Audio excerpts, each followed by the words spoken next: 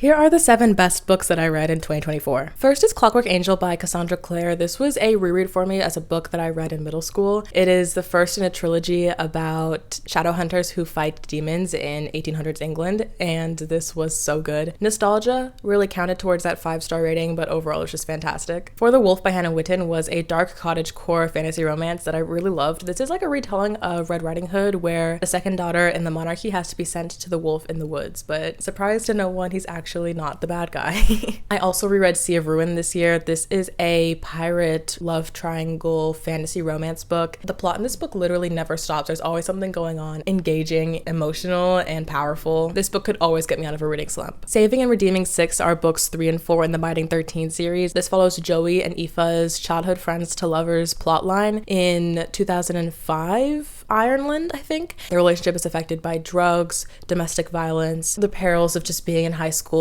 It's so dark, but it's really emotional and beautiful, and this series makes me want to cry, so.